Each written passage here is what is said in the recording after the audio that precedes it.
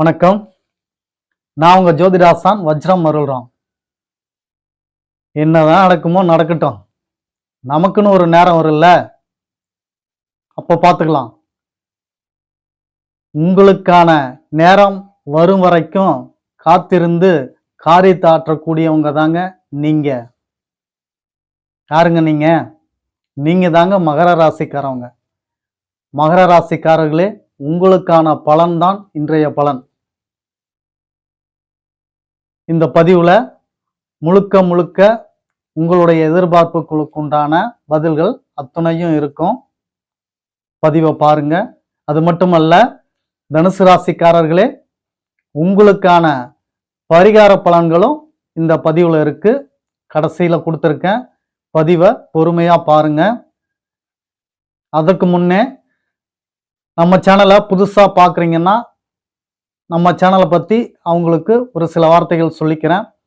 நம்ம சேனல்ல ஆன்மீக பணியை செஞ்சிட்டு இருக்கோம். நம்மளால முடிஞ்ச ஆன்மீக பணி தொண்டு, அதாவது தானம், தர்மம், வேள்வி, ஹோமம், இப்படி இதெல்லாம் செஞ்சு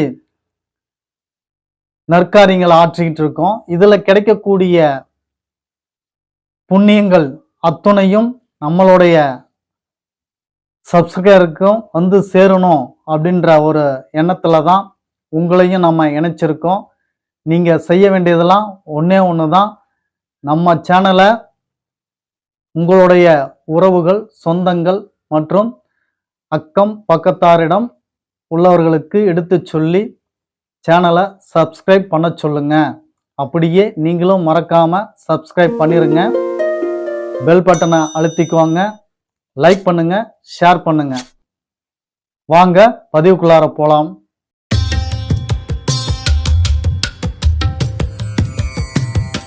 மகர ராசி உறவுகளே, இந்த 2026ஆம் ஆண்டு உங்களுக்கு எப்பேற்பட்ட நற்பலன்களை அள்ளித்தரப்போகிறது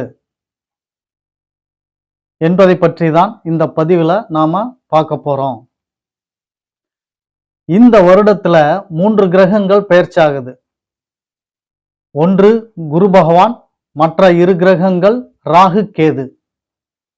இவர்களின் பெயர்ச்சியால உங்களுக்கு எப்பேற்பட்ட பலன்களை எல்லாம் அள்ளித்தரப்போகிறார்கள் என்பதை பற்றி இந்த பதிவில் நம்ம பார்க்க போறோம்.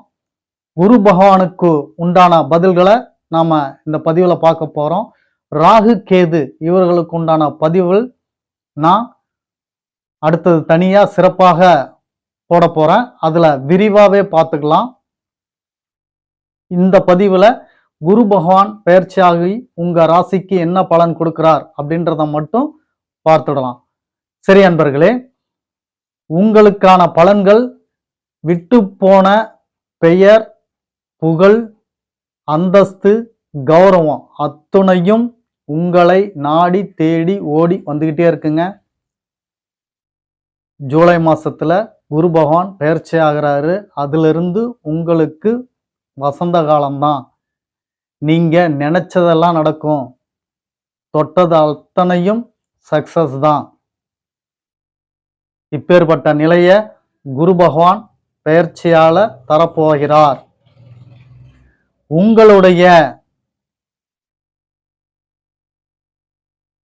பொருளாதார நிலை மேலோங்க போகுது.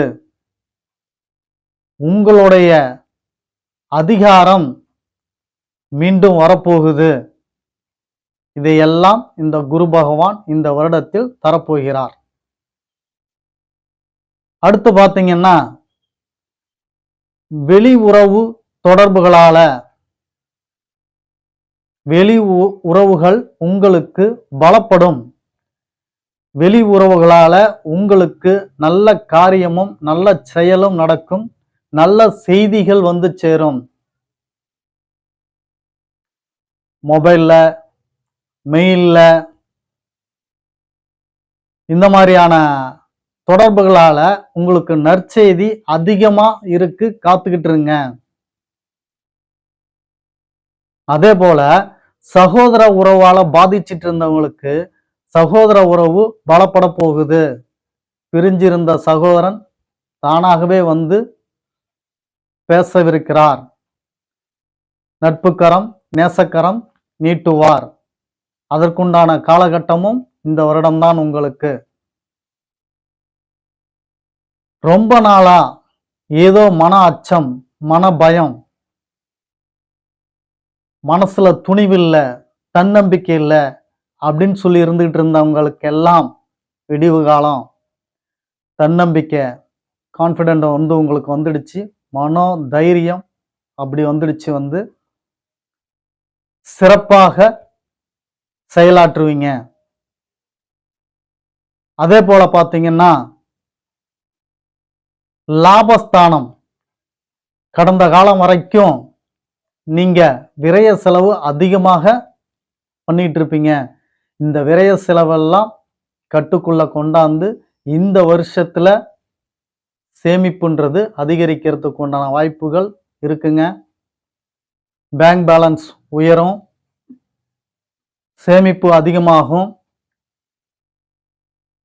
இந்த காலகட்டத்தை பயன்படுத்திங்க. அதே போல இளைஞர் இளைஞி இவங்களுக்கெல்லாம் புதிய தொடர்புகள் உருவாக போகுதுங்க. ஆணுக்கு புதிய கேர்ள் ஃப்ரெண்டும் பெண்ணுக்கு புதிய பாய் ஃப்ரெண்டும் கிடைப்பாங்க. மகிழ்ச்சியா இருங்க. அதே போல பார்த்தீங்கன்னா சிலருக்கு ஆழ்ந்த ஆன்மீகத்தில் செல்லக்கூடிய நிலை உருவாகுங்க. பயன்படுத்திங்க.